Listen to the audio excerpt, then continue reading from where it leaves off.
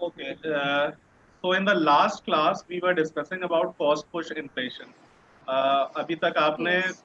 Demand pull inflation के बारे में पढ़ा था और लास्ट क्लास में आपने कॉस्ट पुश इन्फ्लेशन के बारे में पढ़ा है और कॉस्ट पुश किस तरह से डिमांड पुल से डिफरेंट है इस चीज को भी स्टडी करा है। कॉस्ट पुश डिमांड पुल से इस तरह से डिफरेंस है कि डिमांड पुल में क्या हो रहा था कि मनी सप्लाई इंक्रीज हो रही थी और कॉस्ट पुश में क्या है, there is no increase in money supply नहीं इंक्रीज हो रही है।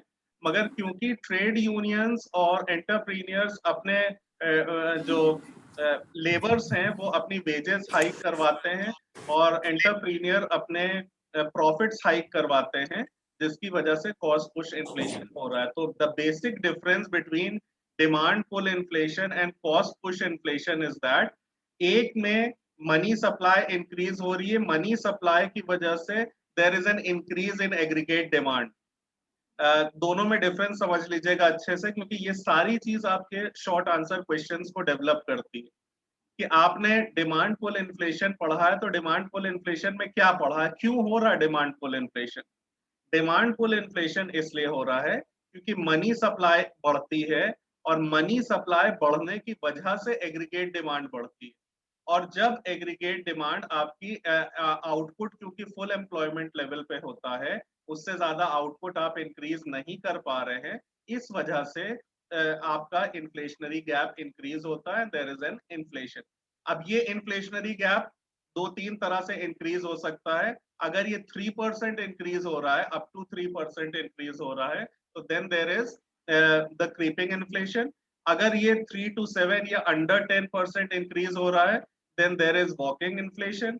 और अगर ये 10 to 20% इंक्रीज हो रहा है, तो उस केस में रनिंग इन्फ्लेशन है। और अगर ये 10 to 20 to 100% इंक्रीज हो रहा है, तब जाके ये हाइपर इन्फ्लेशन है। तो इसका मतलब जो मेजर प्रॉब्लम इन्फ्लेशन की मानी जाती है, हाइपर इन्फ्लेशन की सिचुएशन, उसमें क्या है कि एक साल के अंदर आपका इन्फ्लेशनरी गैप जो है वो 20 to 100% डिफर कर रहा है, 20 to 100% प्राइस इंक्रीज कर रहा है। तो this was the in case of demand pull inflation.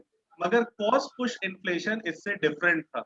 Cost push inflation के केस में क्या था कि वेजेस, लेबर्स अपनी वेजेस हाइक डिमांड कर रहे थे।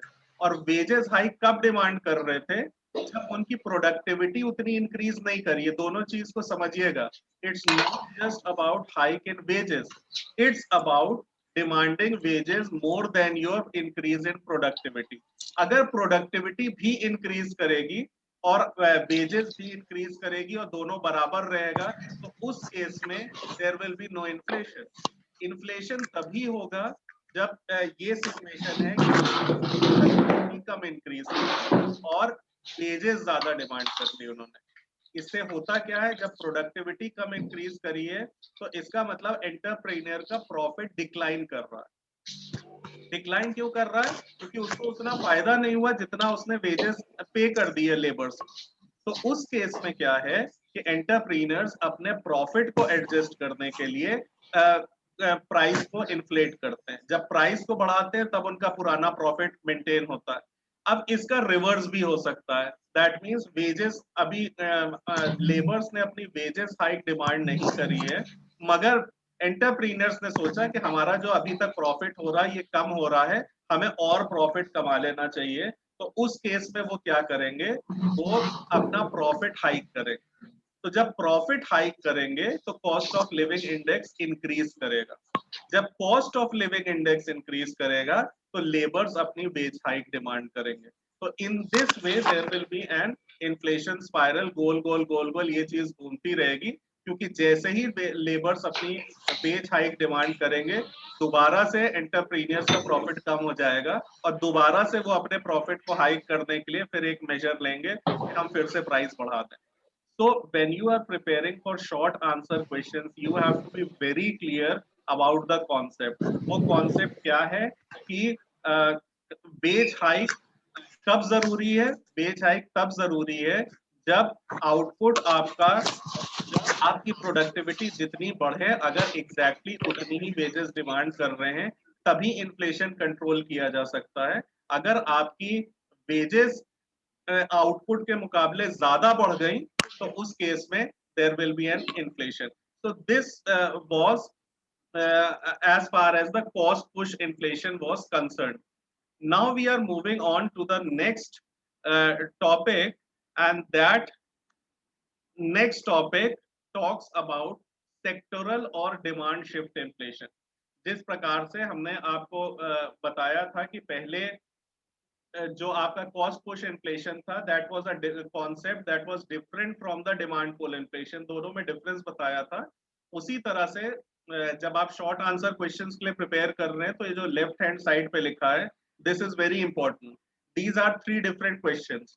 फर्स्ट क्वेश्चन इज कि जो सेक्टोरल और डिमांड शिफ्ट इन्फ्लेशन है, ये किसके द्वारा इसकी खोज हुई? तो इसकी खोज हुई है चार्ल्स शुल्स के नाम से. चार्ल्स शुल्स ने सेक्टोरल और डिमांड पुल इन्फ्लेशन के बारे में बताया है.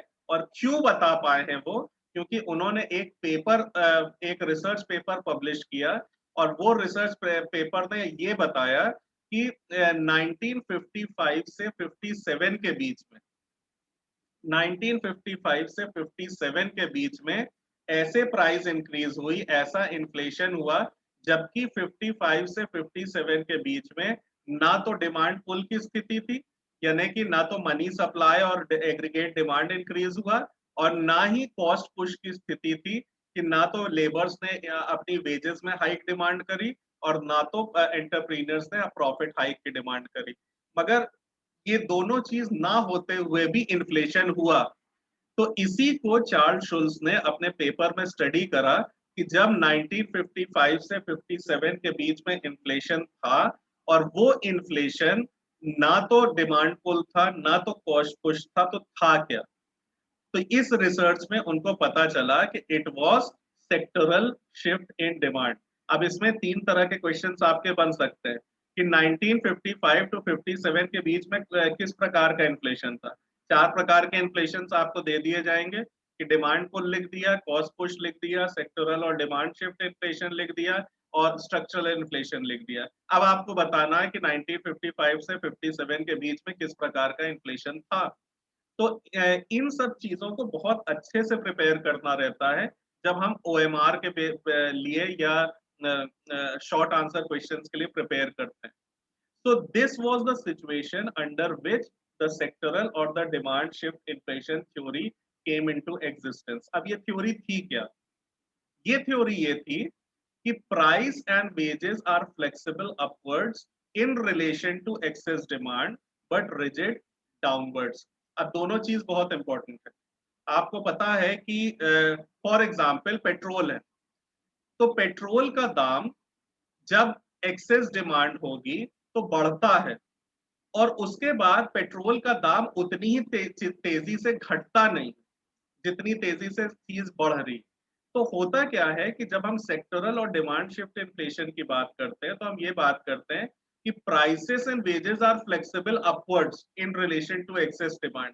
जैसे ही डिमांड एक्सेस होगी तो प्राइस और वेज दोनों ऊपर की तरफ बढ़ेंगे, मतलब ज्यादा होंगे, इंक्रीज करेंगे.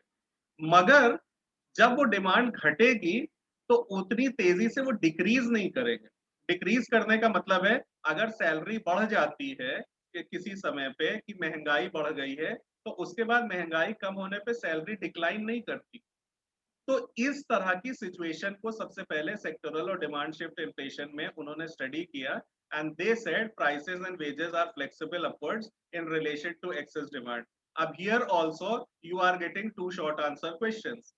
2 शॉर्ट आंसर क्वेश्चंस में इस तरह से बन सकता है कि prices and wages both are flexible upwards, price is flexible upwards, wages flexible downwards. इस तरह से कॉम्बिनेशन बना के, 4 कॉम्बिनेशन बना के आपको क्वेश्चन मिल सकते हैं कि सेक्टोरल और डिमांड शिफ्ट इन्फ्लेशन में क्या सिचुएशन आपके सामने आती है. इज इट फ्लेक्सिबल और इज इट रिजिड?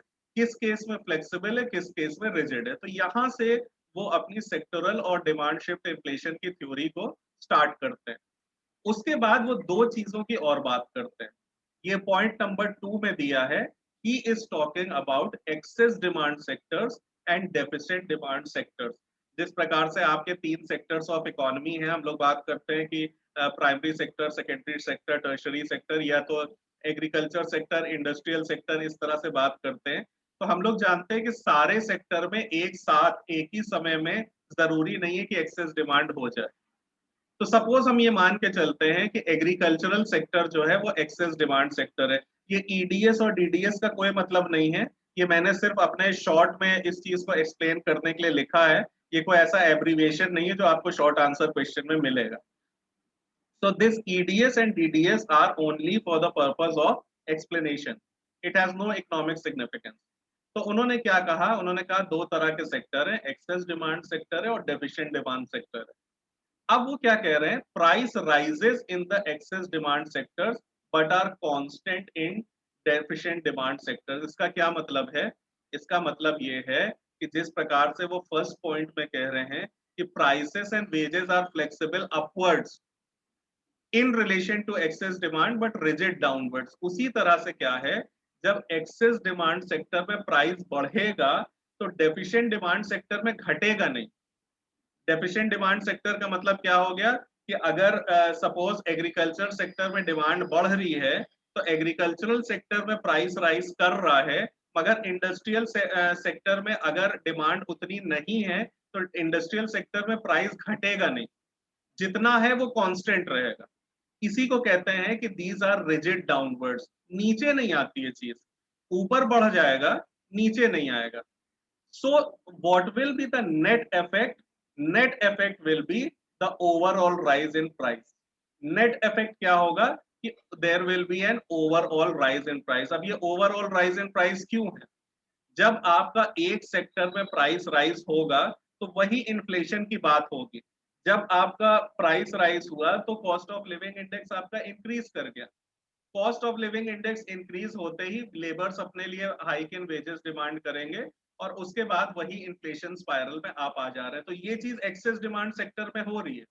मगर डेफिशिएंट में क्या हो रहा है? डेफिशिएंट में तो कोई प्राइस राइज नहीं हुआ है, डेफिशिएंट में कुछ चीज इंक्रीज नहीं हुई है, मगर due to price rise in the excess demand sector और द ईडीएस, जो आपका डेफिशिएंट डिमांड सेक्टर है उसमें भी cost of living index hike होगा, जिसकी वजह से लेबर्स हाई वेजेस डिमांड करेंगे। तो जबकि उस सेक्टर में कोई प्राइस राइज नहीं हुआ है, there is no demand pull, there is no cost push, मगर उसके बाद भी डेफिशिएंट डिमांड सेक्टर में इन्फ्लेशन हो रहा है और प्राइस राइज हो रही है। So that means increase in prices in excess demand sector can lead to increase in prices of the demand deficient demand sectors। जो बात उन्होंने यहाँ पे कही थी, उन्होंने कहा था कि 1955 से 57 के बीच में ना तो डिमांड पुल था ना कॉस्ट पुश था, तो फिर क्यों प्राइस राइज हुआ, क्यों इन्फ्लेशन हुआ? तो वो इन्फ्लेशन इसी वजह से हुआ कि दो तरह के सेक्टर होते हैं। हो सकता है एक सेक्टर में डिमांड ना बढ़ी हो सकता है एक सेक्टर में डिमांड पुल ना हुआ हो, मगर दूसरे सेक्टर में क्योंकि हुआ है तो उसकी वजह से डेफिशिएंट डिमांड सेक्टर में भी प्राइस राइज हो जाएगा and there will be inflation. So that is why it is known as sectoral और demand shift inflation. Demand shift कैसे हुआ? Demand shift is from the excess demand sector to the deficient demand sector. ये जो demand shift हुआ है ये excess demand sector से deficient demand sector की तरफ शिफ्ट हुआ है। That is why this type of inflation is known as demand shift inflation. Any doubt about this theory? कोई डाउट है तो आप क्वेश्चन पूछ सकते हैं, then will be moving on to the next type of inflation. Is it clear or you need some more explanation? Sir, it's clear. It is clear? Okay, Yes, yes. so let's move on to the next inflation, and next inflation is the structural inflation। अब structural inflation अभी तक जैसे हमने जब ये lecture series start करी थी तभी आपको बताया था कि एक लेमैन इन्फ्लेशन के बारे में बहुत छोटा सा समझता, और वो छोटी सी चीज क्या है? इन्फ्लेशन का मतलब प्राइस राइज हो रहा है। अब इन्फ्लेशन भी आपने पढ़ ली है कि चार तरह के हैं, कि हर प्राइस राइज खतरनाक नहीं है।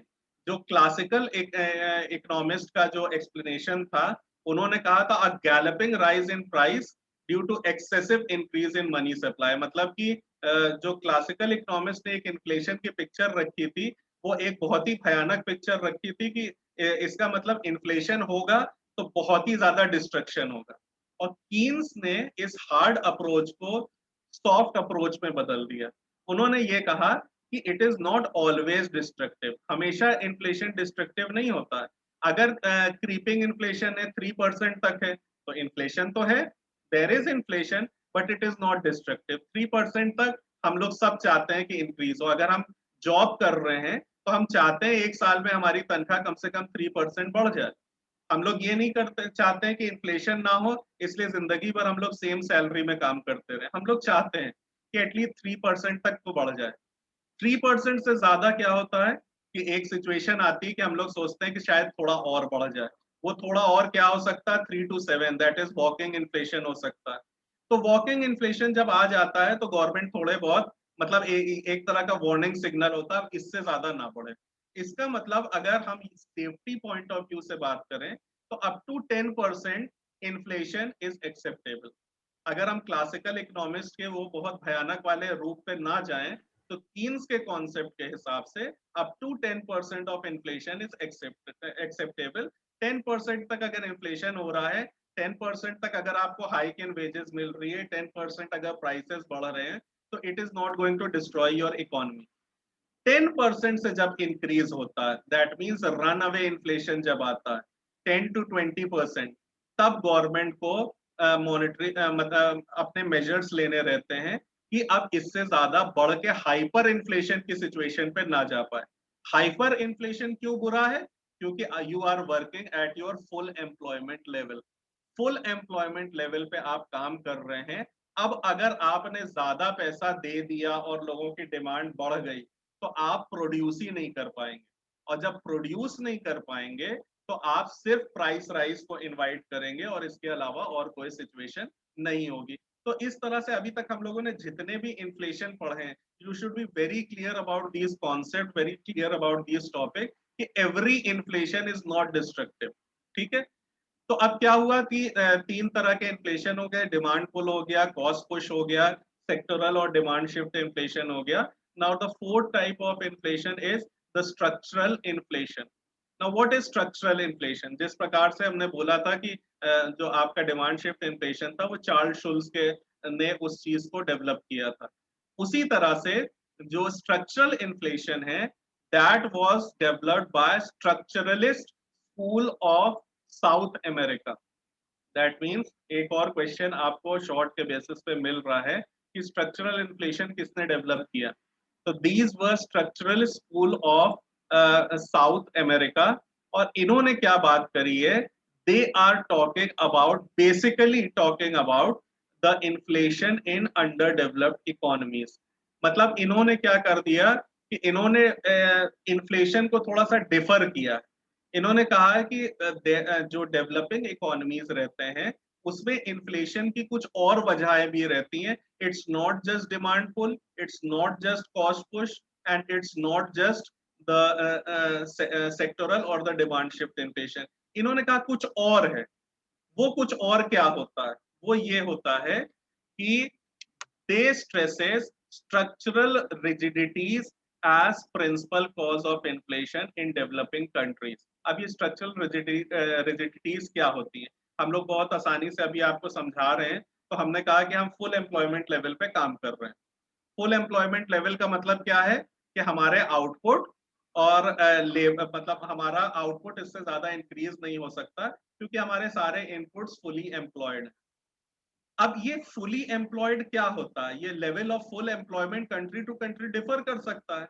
जो एडवांस कंट्रीज हैं, एडवांस कंट्रीज में ज्यादा रिसोर्सेज है। ज्यादा रिसोर्सेज होने की वजह से वहां पे फुल एम्प्लॉयमेंट स्टेज पहुंचती है ज्यादा आउटपुट प्रोड्यूस करने पे। जो डेवलपिंग इकोनॉमीज हैं उसमें लेबर कंस्ट्रेंट्स हो सकते हैं, उसमें कैपिटल कंस्ट्रेंट्स हो सकते हैं। तो इसका मतलब क्या हुआ कि डेवलपिंग इकोनॉमीज में चीजें रिजिड है। तो रिजिड का मतलब क्या हुआ, हमारा फुल एम्प्लॉयमेंट लेवल उनके फुल एम्प्लॉयमेंट के लेवल के हिसाब से लोअर लेवल पे है। तो लोअर लेवल पे होने की वजह से हमारे प्राइस, हमारा इन्फ्लेशन लेवल उनके इन्फ्लेशन लेवल से पहले आ जाता है। क्या होता है, मान लीजिए हम 500 टन कोई चीज प्रोड्यूस कर सकते हैं और 500 टन पे हम फुल एम्प्लॉयमेंट लेवल पे हैं। कि मतलब हम मैक्सिमम कैपेसिटी प्रोडक्शन कर रहे हैं 500 टन पे, और जो डेवलप कंट्रीज हैं वो 5000 टन पे प्रोड्यूस कर रही हैं। तो उनके में इन्फ्लेशन तब तक नहीं आएगा जब तक वो 5000 टन तक नहीं पहुंच जाते हैं, और हमारे इनमें इन्फ्लेशन 500 टन पे ही आ जाएगा। तो स्ट्रक्चरल इन्फ्लेशन के बारे में जो structural school of South America बात करते हैं, वो ये बात कर रहे हैं कि डेवलपिंग इकोनॉमीज में there is a different type of inflation. और वो डिफरेंट टाइप ऑफ इन्फ्लेशन क्या है कि देयर आर स्ट्रक्चरल रिजिडिटीज। आपका स्ट्रक्चर प्रॉपर नहीं, आपका स्ट्रक्चर प्रॉपर नहीं है, जिसकी वजह से आप डिमांड को मीट नहीं कर पा रहे हैं। आप डिमांड को मीट नहीं कर पा रहे हैं, उसकी वजह से क्या हो रहा है, there is an excess demand, and since there is excess demand and you are not able to produce that thing, so there is inflation.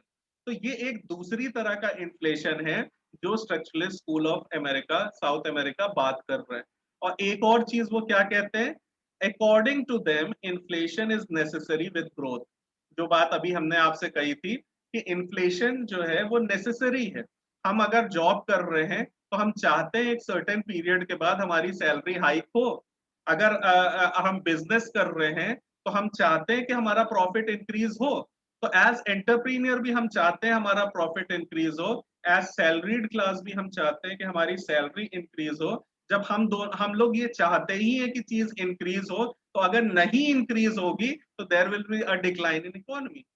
तो structural school of South America ये बात कर रहे हैं, वो कह रहे हैं कि according to them inflation is necessary with growth, and as the economy grows rigidities arise which cause inflation। उनका क्या कहना है, उनका कहना है कॉस्ट पुश में अगर आप कह रहे हैं कि लेबर्स ने वेजेस डिमांड कर ली और एंटरप्रीनर्स ने प्रॉफिट डिमांड कर लिया, तो ये इन्फ्लेशन का कॉज नहीं है। इन्फ्लेशन का कॉज ये है कि उसके वजह से आप आउटपुट नहीं बढ़ा पाए। अगर आप आउटपुट बढ़ा लेते हैं, जैसे जब हम कॉस्ट पुश इन्फ्लेशन की बात कर रहे हैं तो क्या बात कर रहे हैं कि इतनी हाई वेजेस में डिमांड कर रहे हैं जितनी प्रोडक्टिविटी भी नहीं बढ़ी। तो जब प्रोडक्टिविटी नहीं बढ़ी है तो आउटपुट नहीं बढ़ा है। तो रिजिडिटी यहाँ पे है कि जब आउटपुट बढ़ ही नहीं रहा है और आप वेज डिमांड कर रहे हैं। अब वेज हमारे लिए एसेंशियल है, हमें वेज हाइक चाहिए, हमें एज एंटरप्रीनियर प्रॉफिट हाइक चाहिए, मगर बढ़ क्या नहीं रहा, बेस तो बढ़ रही है, प्रॉफिट भी बढ़ रहा है, मगर क्या चीज नहीं बढ़ रही है, जो चीज नहीं बढ़ रही है वो आउटपुट नहीं बढ़ रहा। तो वो आउटपुट कहाँ क्यों नहीं बढ़ रहा, क्योंकि हमारा स्ट्रक्चर उस लायक नहीं। So with this concept, the structuralist school of South America developed a new type of inflation, and that is known as the structural inflation, and they targeted structural inflation for the developing economies। Short answer question के point of view से हर चीज पे दिमाग रखते चलिएगा, हर चीज पे ध्यान रखिएगा कि स्ट्रक्चरल इन्फ्लेशन डेवलप्ड इकोनॉमीज में नहीं होता, स्ट्रक्चरल इन्फ्लेशन डेवलपिंग इकोनॉमीज में होता है। क्योंकि स्ट्रक्चरल रिजिडिटीज की बात जो structural school of South America ने करी है वो डेवलपिंग इकोनॉमीज के लिए करी है, ना कि डेवलप्ड इकोनॉमीज के लिए करी है। So how this thing happens, now we will be studying this thing। Suppose let's start with the agricultural goods। हम एग्रीकल्चरल की बात करते हैं। तो the demand for agricultural goods rises, domestic supply being inelastic due to rigidities like irrigation, finance, storage, etc. So price of agriculture rises। क्या होता, थोड़ी देर के लिए बहुत कॉम्प्लिकेटेड इकोनॉमिक्स में ना जाके भी हम आम तौर पे देखें कि अगर एक किसान सब्जी उगा रहा है तो सब्जी उसे कितनी उगानी चाहिए, क्या मार्केट में डिमांड की कमी है सब्जी की? सब्जी की डिमांड की कमी नहीं, there is always an excess demand. Eatables की ऑलवेज एन एक्सेस डिमांड। अगर वो हमारे मार्केट में नहीं बिकेगी तो you can always increase the export. तो there is demand, then why the farmers are poor? They are poor due to the structural rigidities. जो डिमांड है उसके अनुसार वो प्रोडक्शन नहीं कर पा रहे, वो उनके पास इरिगेशन की प्रॉपर फैसिलिटीज नहीं है डेवलपिंग इकोनॉमीज में। इसीलिए मैंने कहा कि जब स्ट्रक्चरल इन्फ्लेशन की बात हो रही है तो आप हमेशा डेवलपिंग इकोनॉमीज के बारे में सोचिए। जो डेवलप्ड इकोनॉमीज है उसमें इरिगेशन की प्रॉब्लम नहीं होती, उनके पास साइंटिफिक फार्मिंग है तो उनके वहां प्रॉब्लम नहीं होती। जो डेवलपिंग इकोनॉमीज है वहां क्या है, सूखा पड़ गया, फसल खराब हो गई. अब there was a demand, they could have produced, land was there, but what happened, due to lack of irrigation facilities the crop got destroyed. तो जब crop नहीं हो पाई तो there was an excess demand and there was a limited supply which led to inflation, right? Second thing is finance. हमारे एक typical अगर Indian society में जो फार्मर्स होते हैं उनके बारे में सोचें तो they have a very limited finance. उनके पास इतना फाइनेंस नहीं रहता है कि वो डिमांड बढ़ने से अपना आउटपुट बढ़ा सकें. वो ऐसा नहीं कि आज डिमांड बढ़ी तो वो बैलगाड़ी से अगर इरिगेशन कर रहे हैं तो उन्होंने तुरंत ट्रैक्टर खरीद लिया. This is not a situation with in a developing economy. जिस सिचुएशन में वो फार्मिंग कर रहे हैं उसी सिचुएशन में करेंगे. And the most important one is storage. They don't have the storage facility. हम एक आम किसान के बारे में अगर बात करते हैं तो उसने अगर टमाटर खेत से तोड़ लिए और वो मंडी में ले गया है तो जिस भी दाम पे वो टमाटर बिकेंगे उसे बेच के आना है, वापस इसलिए नहीं ला सकता, उसके पास स्टोरेज फैसिलिटी नहीं. तो what is actually happening, structural inflation में क्या हो रहा है? ऐसा नहीं कि मनी सप्लाई बढ़ जा रही है, ऐसा नहीं है कि वेजेस डिमांड कर लिए या कुछ ऐसा हो गया. There is basically the structural rigidities. Structure ही नहीं है आउटपुट बढ़ाने का कि डिमांड बढ़े. हम लोग एज बिजनेसमैन अगर हम बिजनेस कर रहे हैं तो हमारा टारगेट क्या होता है कि हमारे प्रोडक्ट की डिमांड बढ़े. हमारा बेसिक टारगेट ये होता है कि हमारे प्रोडक्ट की डिमांड बढ़े और डिमांड बढ़ने की वजह से हमारा प्रॉफिट इंक्रीज हो. मगर जो डेवलपिंग इकोनॉमीज होती हैं उसमें क्या होता है, डिमांड बढ़ रही है, हम अपना आउटपुट ही नहीं बढ़ा पा रहे हैं, हमारे पास सामान ही नहीं है कि हम बेच सकें. तो उस केस में क्या होता है, there is a price rise और देयर इज अ इन्फ्लेशन. तो in case of structural we are starting with the agricultural goods. तो एग्रीकल्चर में आपको समझ में आ गया कि इन्फ्लेशन क्यों होगा. Now when the price rises in agricultural goods, what happens? With price increase of agricultural goods, laborers demand more wages as the real income falls. अब प्राइस राइज हुआ तो उनकी रियल इनकम फॉल कर गई. Real income और nominal income में हमेशा difference समझ के चलिएगा. रियल इनकम का मतलब है कि हमारा क्या हुआ, हमें तनख्वाह 5,000 मिल रही थी, 5,000 ही है, मगर सामान पहले हम 1,000 में खरीद पा रहे थे, अब 2,000 में खरीद पा रहे हैं. तो इसका मतलब क्या हो गया, इस सिचुएशन में प्रॉब्लम क्या आई कि हमारी रियल इनकम फॉल करी. नॉमिनल इनकम अभी भी 5,000 है मगर रियल इनकम हमारी फॉल कर गई है. क्यों फॉल कर गई है? क्योंकि अब हमें एग्रीकल्चरल गुड्स जो है वो ज्यादा दाम देके खरीदने पड़ रहे हैं. तो जब ऐसी सिचुएशन आएगी, हमारी रियल इनकम फॉल करेगी, तो with that fall in real income there will be an the labours will be demanding a wage increase. अब क्या हो गया, एग्रीकल्चर में प्राइस हाइक हो गया और वेज में हाइक हो गया. दो चीज हो गई. और दो चीज क्यों हुई? इसलिए नहीं कि डिमांड नहीं थी, इसलिए नहीं कि प्रोडक्शन वो. प्रॉब्लम ये आई कि हम हमारे पास स्ट्रक्चरल रिजिडिटीज थी जिसकी वजह से हम प्रोड्यूस ही नहीं कर पाए और उसकी वजह से ये दो तरह के इन्फ्लेशन हुए. तीसरी तरह का इन्फ्लेशन क्या है, दैट इज तीसरा कॉज ऑफ स्ट्रक्चरल इन्फ्लेशन क्या है, it is the import substitution. Now what is import substitution? The rate of export growth is slow, thus import substitution is required, which requires heavy industrialization. अब क्या हो रहा है कि हमारी एक्सपोर्ट्स नहीं बढ़ रहे हैं. एक डेवलपिंग इकोनॉमीज में क्या होता है, डेवलपिंग इकोनॉमीज उतना प्रोड्यूस नहीं कर पाते कि उतना एक्सपोर्ट कर सके. तो क्या हो रहा है, एक्सपोर्ट्स नहीं बढ़ रहे हैं. तो जब एक्सपोर्ट नहीं बढ़ेगा तो हमें इंपोर्ट सब्सटीट्यूशन करना पड़ता. इंपोर्ट सब्सटीट्यूशन का क्या बेसिक मतलब क्या है कि हमें बाहर से चीजें खरीदनी पड़ती. बाहर से खरीदनी इसलिए पड़ती क्योंकि हम उतना ज्यादा अपने वहां प्रोड्यूस नहीं कर पा रहे हैं. This requires heavy industrialisation. तो ये सारी चीज कर क्या रही, इंपोर्ट सब्सटीट्यूशन या हैवी इंडस्ट्रियलाइजेशन, ये हमारे इनपुट कॉस्ट को इंक्रीज कर रहा है. हम अभी इन्वेस्टमेंट करे जा रहे हैं. क्यों इन्वेस्टमेंट करे जा रहे हैं? क्योंकि आज की तारीख में हम उतना एफिशिएंटली वर्क नहीं कर पा रहे हैं, तो we need heavy industrialisation. Now this again lead to increase in prices. Now the fourth thing is the tax system. अब टैक्स सिस्टम में क्या होता है, जो आपकी डेवलपिंग इकोनॉमीज रहती हैं उसमें क्या प्रॉब्लम आती है. The tax system has low inflation elasticity, which means when price rise, real value of tax Sir, falls. Problem क्या होता है sir, कि there is a हमारा doubt. टैक्स का प्रोसीजर ऐसा है कि प्राइस जब बढ़ता है तो real value of tax fall. Real value of tax falls का मतलब क्या है कि गवर्नमेंट का टैक्स रेवेन्यू सपोज 1 लाख रुपए रहा, 1 लाख रुपए टैक्स रेवेन्यू तो रहा, मगर जब तक वो 1 लाख रुपए गवर्नमेंट ने कलेक्ट किया तब तक 20,000 रुपया तो प्राइस बढ़ गया। तो 20,000 रुपए प्राइस बढ़ने की वजह से जो उसका 1 लाख का टैक्स रेवेन्यू था उसकी रियल वैल्यू क्या हो गई, जस्ट 80,000। तो कलेक्शन तो 1 लाख किया, मगर value due to this increase in price rise, what was the value of that tax, जब तक वो कलेक्ट हुआ तब तक वो 80,000 ही बचा। तो इसकी वजह से गवर्नमेंट क्या करती है, तो government has to make maintain larger physical deficit with increases which increases prices. अब इसकी वजह से गवर्नमेंट को क्या करना पड़ता है, डेफिसिट अपने बजट में फिजिकल डेफिसिट ज्यादा रखना पड़ता है। क्यों?